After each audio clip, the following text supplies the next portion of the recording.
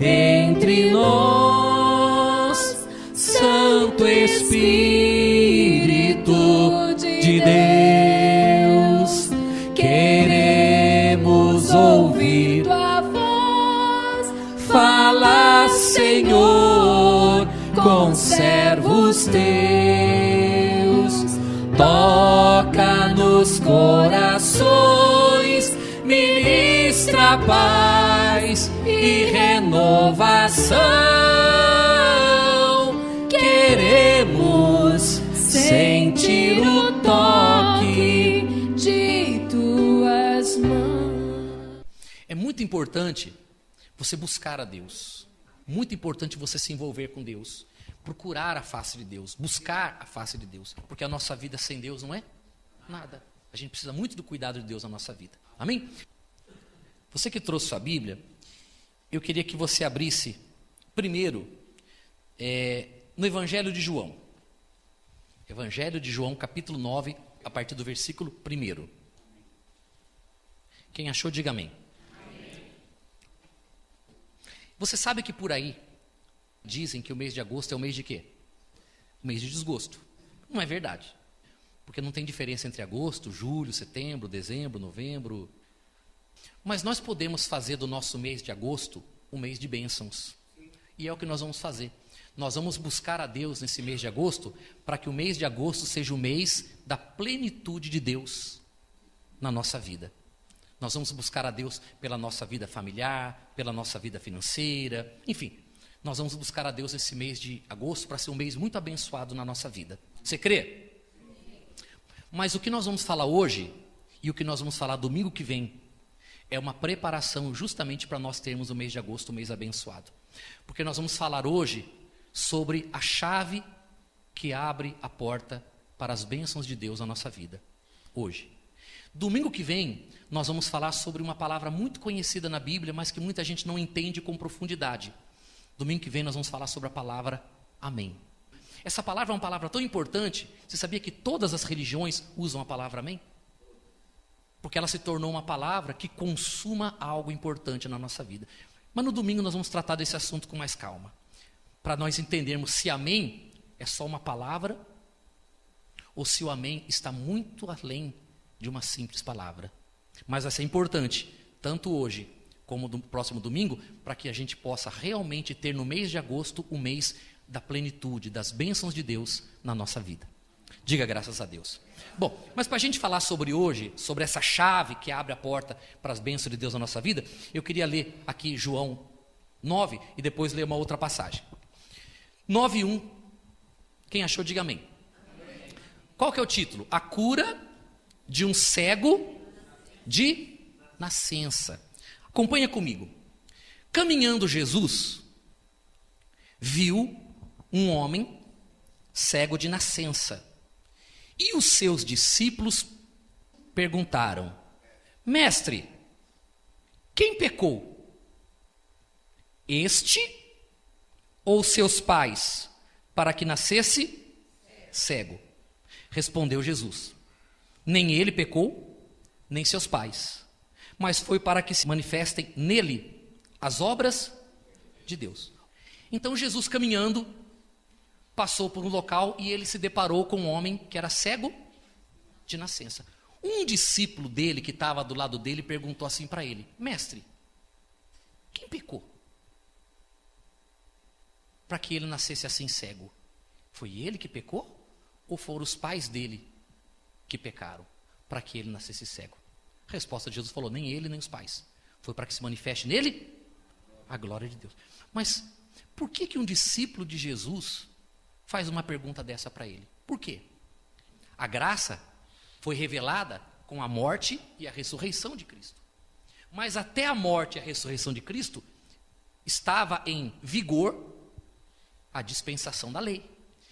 E essa pergunta que ele fez para Jesus, ela era coerente com um princípio da lei. Um princípio importante da lei, que era a consciência do pecado. A gente vai ler isso com clareza para você entender. Lá no segundo livro da Bíblia, no livro de Êxodo, capítulo 20. Êxodo 20, versículo 4.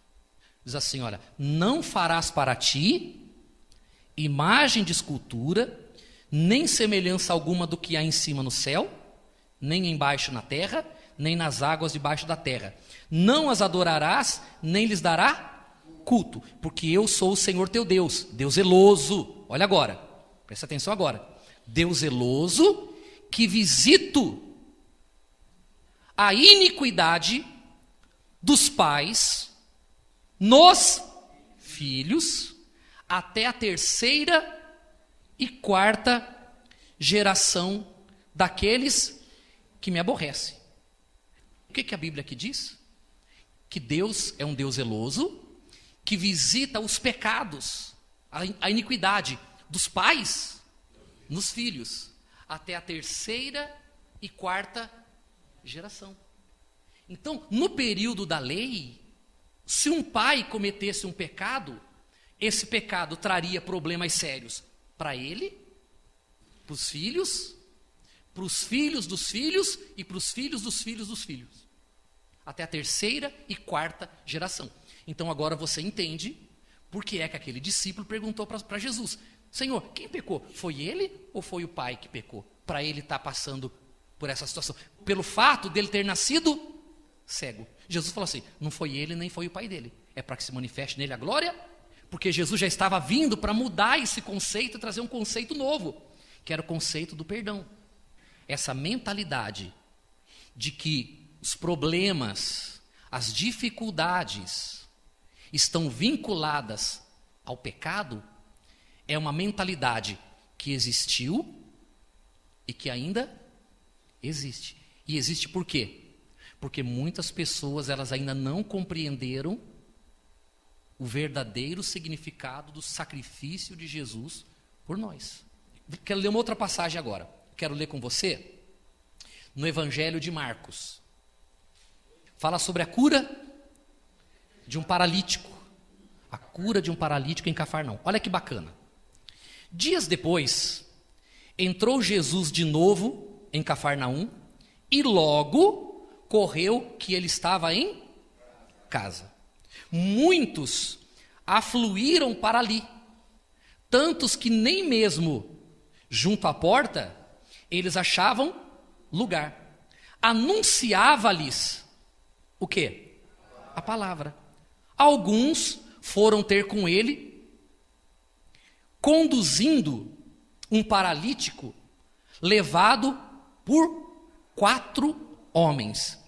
E não podendo aproximar-se dele, por causa da multidão, descobriram o eirado, descobriram o telhado, no ponto correspondente ao em que ele estava, e fazendo uma abertura, baixaram o leito em que jazia o doente. Para um pouquinho, olha para cá que eu vou continuar já. Jesus foi para uma casa, e as pessoas encontraram Jesus e afluiu grande multidão até aquela casa. A multidão era tão grande que a Bíblia diz que nem junto à porta, do lado de fora, tinha espaço. Quer dizer, já estava cheio lá dentro e já tinha gente para lá de fora. Ninguém conseguia mais chegar perto de Jesus, tamanha a quantidade de pessoas que estavam ali.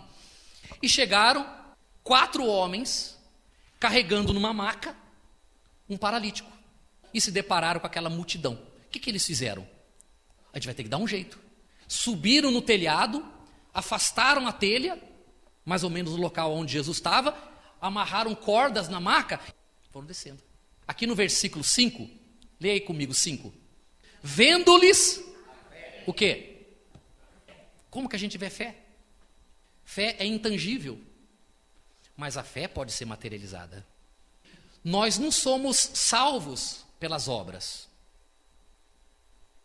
Somos salvos pela fé. Mas a fé tem obras. A fé vem acompanhada de obras. Tem pessoas que são religiosas, mas não vivem a fé. Imagina só, hoje nós estamos bem, não estamos? Não é um bom dia para vir na igreja? Mas imagina só, você acorda domingo de manhã e na hora que você levanta da cama, dá um jeito na coluna. Acontece, não acontece? Você levantou meio rápido, né? A mulher fala assim, levanta que eu vou jogar água quente em você. Aí você deu um pulo da cama. Uma hora que você deu um pulo, deu um esticão aqui na coluna. E você está com aquela dor. Uma pessoa de fé vai dizer o quê? Eu vou para a igreja com dor Nem que for arrastando, mas eu vou. Vou porque eu creio que eu vou chegar na igreja, eu vou receber uma oração, que Deus vai me abençoar e que essa dor vai passar. É ou não é? E a pessoa sem fé? Surge um problema, já é motivo suficiente para ela. Hoje não vai dar, não estou me sentindo muito bem. Vou mandar o WhatsApp para o pastor. Pastor Paulo, bom dia.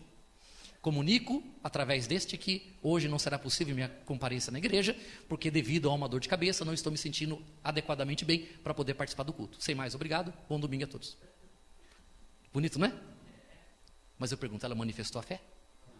Eu pergunto para você, imagina a cena, 4 homens carregando um paralítico numa maca. Chega naquela casa, aquela multidão de gente. Era motivo suficiente para eles falarem o quê? Não vai ser dessa vez. Vamos voltar outro dia. Como que a gente vai entrar com esse homem lá? Não passa um gato. Como é que eu vou entrar agora com uma maca com esse homem aqui? Como é que eu vou fazer isso? Não. Foi isso que eles fizeram? Eu vim aqui para buscar Jesus, eu vim aqui para receber o meu milagre e eu vou receber o meu milagre. Vamos dar um jeito. Subiram no telhado, vai ver na cena. Sobe na casa, abre as telhas, amarra a corda aí. Aí quando Jesus olha para cima, está lá o homem descendo com a maca. O que Jesus viu? Jesus viu a fé. E é isso que Jesus precisa encontrar em nós. Encontrar?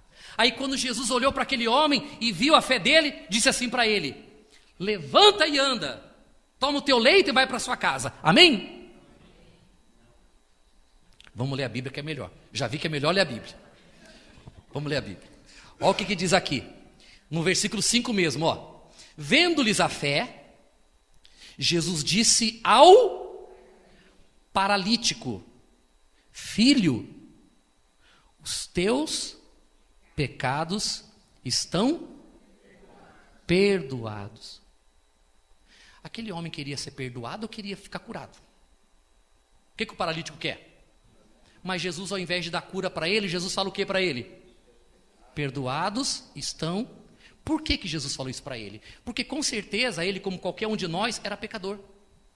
E ele que vivia na época da lei, tinha plena consciência de uma coisa: que os nossos pecados nos separam de Deus.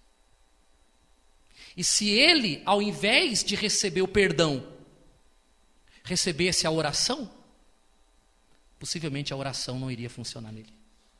Porque o milagre, as bênçãos de Deus, estão vinculadas a uma consciência de perdão. Porque a consciência do pecado leva o cristão, qualquer pessoa, para o buraco. Enquanto dentro de você houver acusação de pecado, enquanto dentro de você houver pensamento de pecado, aquele pensamento que você não merece, que você é indigno, que você fez muita coisa errada na vida, quem é você para merecer a bênção de Deus? É ou não é? Sim ou não? Quem sou? Poxa, tem tanta gente precisando de Deus, por que Deus ia se preocupar logo comigo que eu sou um miserável pecador? Esses pensamentos é que barram o poder de Deus na sua vida. Porque a verdade, pessoal, é que a mão de Deus está sempre estendida para nos abençoar. Mas o grande problema é que no passado o pecado separava o homem de Deus, e hoje o que separa o homem de Deus é a consciência dele errada. É a consciência do pecado, quando ele deveria não ter a consciência do pecado, mas a consciência do perdão. E é essa consciência do perdão que é a chave para abrir as portas para a bênção de Deus na nossa vida. Nós precisamos ter clareza sobre isso. Vamos ler agora uma outra passagem? Vamos lá no Velho Testamento, lá no livro do profeta Isaías. Isaías 59, versículo 1. Adrianinho mandou um recado agora de manhã no WhatsApp. Ore pela minha mãe, que está com uma dorzinha no corpo. E eu pensei logo assim comigo: Dona Eunice não vem na igreja hoje porque está com dor. Mas eu resolvi na hora, porque Deus tem uma bênção para mim. E ela com dor veio, chegou aqui, foi lá no meu escritório para mim orar para ela. Ela teria uma boa desculpa pela idade dela, mas ela ficou em casa? Não, ela veio. E porque ela veio, do jeito que ela está, ela vai sair daqui muito abençoada por Deus. Porque Deus está vendo o quê? A fé. É isso que vocês têm que entender. Desculpas, pessoal, são verdadeiras, mas desculpas não nos levam a nada. Você tem que entender isso. Está chovendo, pastor, não deu para mim, e que está chovendo. Eu vou entender. Mas se você vem debaixo de chuva, o que você mostra? A fé. Se você entender o que eu estou te falando, pessoal, você vai compreender que às vezes nós perdemos as bênçãos de Deus porque nós jogamos fora. Porque a gente, às vezes, o diabo cria uma situação na vida da gente e ao invés de a gente contornar aquela situação pela fé, a gente fala para o diabo, diabo, você conseguiu, vou ficar em casa hoje. E com isso você vai perdendo o quê? As bênçãos de Deus na sua vida. Isaías 59 diz assim, olha, eis que a mão do Senhor não está encolhida, para que não possa salvar, nem surdo o seu ouvido para não poder ouvir, mas as vossas iniquidades fazem separação entre vós e o vosso Deus, e os vossos pecados encobrem o seu rosto de vós, para que não vos ouça. Ele estava dizendo a verdade ou a mentira? Verdade. Por que ele está dizendo a verdade? Porque aqui no Velho Testamento, na época da lei, não havia Salvador. Jesus não havia nascido aqui. Jesus nasceu 680 anos depois disso aqui. Eles estavam na época da lei. Como eles não tinham um Salvador que remisse os pecados deles, eles estavam debaixo de condenação, eles estavam debaixo de maldição, eles estavam debaixo do pecado. E eles tinham essa sensação. Eles tinham essa sensação que apesar de eles serem de Deus, eles trabalhavam, mas não colhiam. Tinham família, mas só acontecia coisa ruim dentro de casa. Eles tinham essa impressão de que Deus estava surdo. Porque eu clamo, Deus não me ouve. Eles tinham a impressão que a mão de Deus estava encolhida, porque eles esperavam a bondade de Deus, e a bondade de Deus não chegava até eles. Essa é a sensação que eles tinham. E essa também é a sensação que muitos ainda hoje têm. Eu vou fazer uma pergunta para você. Hoje existe essa barreira entre nós e Deus? O pecado ainda pode separar-nos de Deus? Sim ou não? Sim e não. Sim e não. Por que sim e não? Depende aonde você está. Se você está na graça, não. Se você está na lei, sim. Se você está em Cristo, não. Se você está distante de Cristo, sim.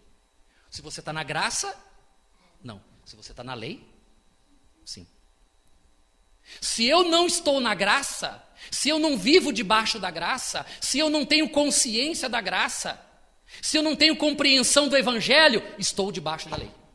E por causa de estar debaixo da lei, estou debaixo da maldição causada pelo pecado. Porque eu não aceitei a Cristo. Veja a importância de nós entregarmos a nossa vida para Jesus. Estúpido é aquele que acha que alguma coisa vai acontecer na sua vida estando esta pessoa distante de Jesus.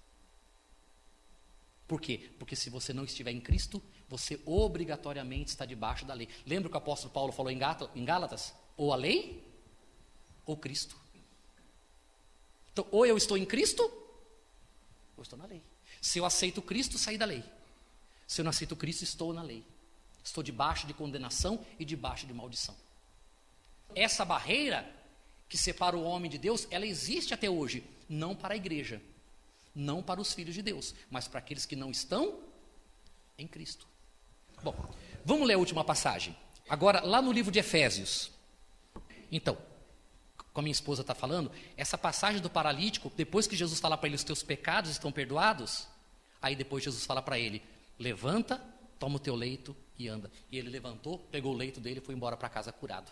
Mas você vê que antes dele andar, primeiro Jesus trocou a consciência dele de pecado pela consciência do você está perdoado. Perdoados são os teus pecados. Então, uma vez que ele entende que o pecado dele está perdoado, ele também entende que não tem nada mais agora que impede ele de ser abençoado, que não tem nada que impeça ele de ser curado, que nada impede ele agora de ver a vida dele fluindo. Então ele levanta, pega o leito dele e vai embora para a casa dele curado. Por quê? Porque ele foi curado da consciência para ser curado depois do corpo. E se ele não fosse curado da consciência, o corpo ia dizer isso para ele. Como também a nossa vida diz o que é que nós estamos crendo. A nossa vida vai nos dizer, a nossa vida, o nosso dia a dia vai nos dizer qual é a consciência que nós temos. Mas a consciência que nós precisamos ter é essa que eu vou ler para você agora aqui. Ó. Efésios capítulo 1, versículo 3. Qual que é o título? As bênçãos de Deus em Cristo, autor da nossa redenção. Bom, o texto diz assim então, olha. Bendito o Deus e Pai de nosso Senhor Jesus Cristo, que nos tem abençoado com toda sorte de bênção espiritual nas regiões celestiais em Cristo. Observa isso. Ele fala uma coisa, ele aponta para Cristo. Ele fala outra e aponta para Cristo. Observa comigo na leitura. Assim como nos escolheu nele, antes da fundação do mundo, para sermos santos e irrepreensíveis perante ele em amor. Aí diz assim: nos predestinou para ele, para a adoção de filhos, por meio de Jesus Cristo, segundo o beneplácito de sua vontade, para louvor da glória da sua graça, que ele nos concedeu gratuitamente no amado, no qual temos a redenção, pelo seu sangue, a remissão dos pecados, segundo a riqueza da sua graça. Não é bonito esse texto? Então observa aqui, que aqui fala que nós estamos assentados nos lugares celestiais, com todas as sortes de bênçãos. Ele nos escolheu desde a fundação do mundo para sermos irrepreensíveis, uma transformação de vida. Nos predestinou para sermos filho dele. Mas tudo isso em Cristo. E o mais importante para a gente aqui, versículo 6. Para louvor da glória da sua... para louvor, exaltando a sua glória da sua... O que é graça? Um favor não merecido. Favor imerecido. Um favor de Deus que eu não mereço. É a graça de Jesus. Aí ele diz mais assim, olha. Que ele nos concedeu a que preço? Quanto eu paguei? Quanto você pagou? O que eu fiz para merecer? Gratuitamente. Gratuitamente no amado. No qual, aqui na minha Bíblia diz assim, no qual tive a redenção. Na sua está assim também? Eu li errado. Então no qual terei a redenção. Essa Bíblia minha está com defeito. No qual? O que é temos? Temos a redenção. Não tive a redenção. Porque se eu tive a redenção, eu tive num determinado momento da minha vida. Se eu terei a redenção, eu vou ter num determinado momento na minha vida. Mas se eu tenho a redenção, eu estou redimido hoje. E daqui 5 minutos? E amanhã cedo quando eu acordar? Mas amanhã à noite? Mas na quarta-feira é um dia diferente. Quarta-feira? Também. Porque quando eu falo que eu estou todos os momentos da minha vida. Eu não estive e nem eu estarei. Eu estou redimido. Redimido. Amém? A palavra redimido. Apolitroses. Palavra redimido, redenção. No original grego. Apolitroses quer dizer comprado por um preço. Comprado com sangue. A morte de Jesus foi o preço pago pela minha, para que hoje, amanhã e depois da manhã eu esteja redimido. Antigamente, uma pessoa podia comprar um escravo, pagava o preço dele, e logo em seguida, também dava a carta de alforria, e dizia para ele assim, você está livre. O que o escravo que era libertado fazia? Ele era tão grato ao seu Senhor, que ele agora servia o seu Senhor no amor. Jesus nos comprou? Sim ou não? Quem foi comprado? Que preço? Sangue. Tua vida te pertence? Mas ele deu liberdade para você. Por isso que a Bíblia fala que o evangelho do Espírito é o evangelho da liberdade. Te deu liberdade. Uma liberdade que você vai fazer o que com ela? Ser grato ao teu Senhor. E vai servir aquele que comprou você do diabo, que comprou você do inferno, que comprou você das trevas, que comprou você da maldição e deu a liberdade para você. E com essa liberdade hoje você tem prazer em servir ao teu Senhor. O Senhor está aqui, obrigado? Hoje quando você diz assim, ó, não vou fazer mais besteira na minha vida, você faz com medo de maldição? Não, você faz por quê? Porque você é grato ao teu Senhor que salvou você. Então nós estamos remidos hoje. Estamos salvos hoje. Somos perfeitos? Temos defeitos? Muito defeito. É ou não é verdade? Mas ao mesmo tempo que nós temos erros e defeitos, nós lembramos de uma coisa. Eu fui redimido. Eu estou perdoado dos meus pecados. A obra de Jesus na cruz foi perfeita para mim. Quando você tem essa consciência do perdão de Deus, o que você espera para amanhã? Sabendo que a mão de Deus não está encolhida, nem que o ouvido de Deus está surdo. O que você espera? Espera a bênção. Mas cuidado, pessoal. Porque você pode estar hoje no Evangelho, mas carregando ainda a consciência da condenação e do pecado. Você pode olhar para você ainda e se sentir uma pessoa não merecedora. Você pode estar olhando para você e sentir-se uma pessoa indigna. Você pode estar olhando para a sua vida, lembrando de coisas erradas que você fez no passado e achando que por causa disso, coisas ruins vão acontecer na sua vida. Você tem que arrancar isso de você, você tem que tirar isso da sua vida. Você tem que saber de uma coisa: eu fui comprado, a minha vida está em Cristo, eu estou em Cristo. Hoje a minha vida é servir ao meu Jesus. Hoje a minha vida é agradar a Deus. Hoje eu tenho prazer em Deus, tenho prazer nas coisas de Deus. Hoje eu estou redimido. Estou lavado, estou perdoado. Então hoje a minha consciência não é mais de condenação. A minha consciência hoje é de perdão. Então, se a minha consciência é de perdão, o que eu espero de Deus hoje? Coisas boas. Coisas boas para amanhã, para a sua família, para a sua casa. Espere isso, aguarde isso. Porque ainda que você fale no seu pensamento, num sentimento teu, ainda assim você está em Cristo. E em Cristo, aonde Ele está, você está com Ele. Você tem que saber que você está em Cristo hoje. Você não está na igreja Graça e Verdade, que você não está numa nova religião, que você está em Cristo Jesus, o teu Salvador. E Ele colocou você assentado em lugares celestiais para desfrutar das bênçãos dEle. Então, no domingo nós vamos falar sobre amém. Vamos entender o que é esse amém. O que realmente isso significa na nossa vida. E aí nós vamos começar o mês de agosto, para que o mês de agosto seja o mês da plenitude de Deus na nossa vida, financeira, familiar, sentimental, em todas as áreas da nossa vida, na saúde, amém? Coloque a mão junto ao seu coração e cante comigo assim: que honra é saber que sou teu filho, tu que és tão grande e infinito. Tu que és tão grande e infinito.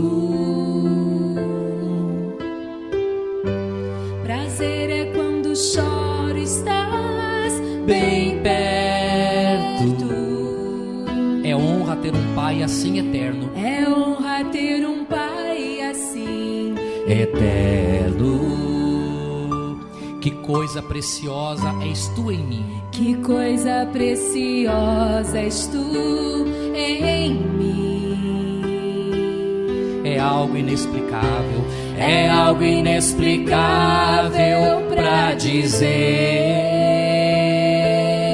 Só sei que quando estou em tua presença. Só sei que quando estou em tua presença. Cresce muito mais. Cresce muito mais a esperança.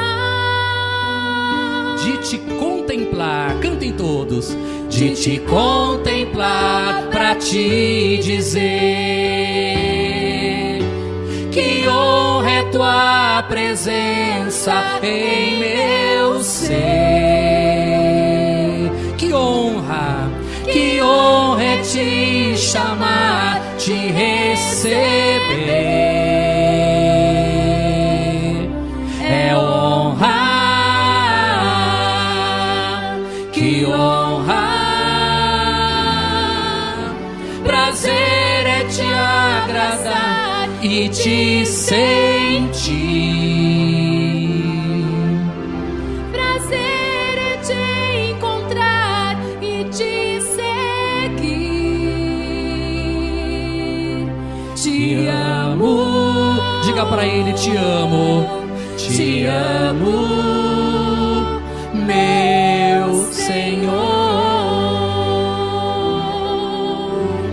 Que honra é tua presença. Ah, que honra, meu Pai. Que honra ter a tua presença em nossa vida. Que honra ter o teu evangelho em nós. Aleluia, meu Pai. Receba a nossa gratidão. Aleluia. Que honra. Prazer é te abraçar e te sentir. Cante com alegria. Prazer é te encontrar e te seguir. Diga para ele assim: te amo, te amo.